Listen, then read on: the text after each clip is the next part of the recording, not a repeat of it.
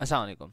तो पीएसएक्स वालों ने जो है ना ब्रोकरेज जो होते हैं फर्म्स यानी कि जो सिक्योरिटी कंपनीज हैं, जैसे कि मैंने आपको लास्ट वीडियो में बताया था कि आप अकाउंट खुलवाएंगे जिन ब्रोकर्स के पास, जो कि बेसिकली जो आपके बिहाफ पे ट्रेड करते हैं, ठीक है। वो जो ब्रोकर्स और सिक्योरिटीज़ की जो कंपनीज हैं, उनकी एक लिस्ट या रैंकिंग जारी की है नवंबर के लिए, लास्ट वाली, ठीक है, जो ये इस ईयर का नवंबर गुजरा है। उसके मुताबिक जो मोस्ट एक्टिव यानी कि सबसे ज़्यादा अकाउंट्स जिस कंपनी के पास है ना, उनमें है एकेडी सिक्योरिटीज़। जैसे मैंने आपको बताया था कि एकेडी के पास म्यूचुअल फंड्स भी बहुत लिमिटेड हैं, लेकिन बहुत अच्छे फंड्स हैं। AKD is one of the best. Then मेरे हिसाब से आरिफ हबीब आता है, और बाकी एम आर ए सिक्योरिटीज़ और बाकी सारे आते हैं। लेकिन जो छोटे हैं ना अकाउंट होल्डर्स, यानी कि जो रिटेल इन्वेस्टर्स हैं, उनके लिए जो सबसे अच्छी है as per my knowledge is के ट्रेड। क्योंकि अगर आप देखें तो मोस्ट एक्टिव अकाउंट्स भी के ट्रेड के ऊपर ही हैं, और ये बहुत मिनिमम से स्टार्ट करने देते हैं आपको। प्लस ये कि आपको एक हेल्पर या फिर एक कहा जाए कि वो अलॉट कर।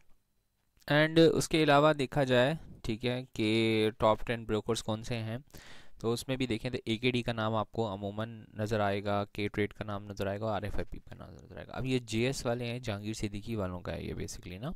अब इन्होंने एक बीच में बड़ी डंडी भी मारी थी, लेकिन खैर सिक्योरिटीज़ के हिसाब से इट्स अ गुड थिंग ना।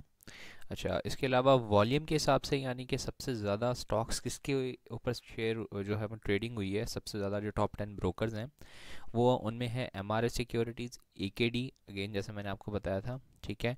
और ये मोहम्मद मुनीर अहमद खनानी सिक्योरिटीज़, पता नहीं, इसका मुझे पता नहीं है कौन सी हैं ये, मैंने कभी नाम भी नहीं सुना इनका। इंटरनेशनल सिक्योरिटीज़, मतलब सबसे ज़्यादा वॉल्यूम जो है वो नहीं मिलेगा आपको के ट्रेड वालों का, क्योंकि छोटे इन्वेस्टर्स हैं। लेकिन अकाउंट सबसे ज़्यादा मेरे ख्याल से के ट्रेड के पास ही हैं, क्योंकि छोटे इन्वेस्टर्स को वैल्यू कर रहे हैं ना।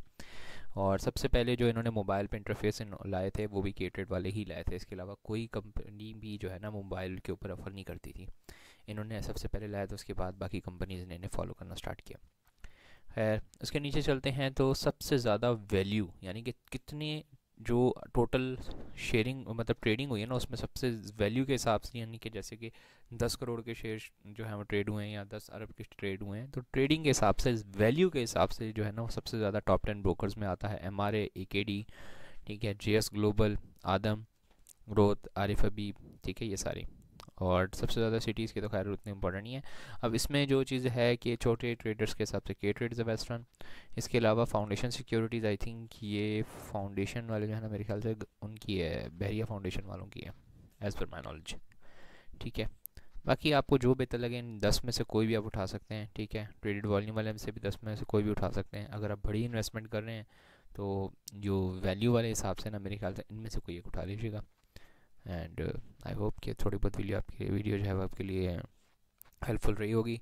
अलबत्ता हाँ, एक चीज़ इंपॉर्टेंट है कि इन सब को पिक करते वक्त इस चीज़ का ज़रूर ख्याल रखिएगा कि इन सिक्योरिटीज़ के अंदर रेट्स का देख लीजिएगा, सबसे कम जो रेट आपको ऑफ़र करे आपने सिर्फ उसे ही लेना है, ठीक है ना।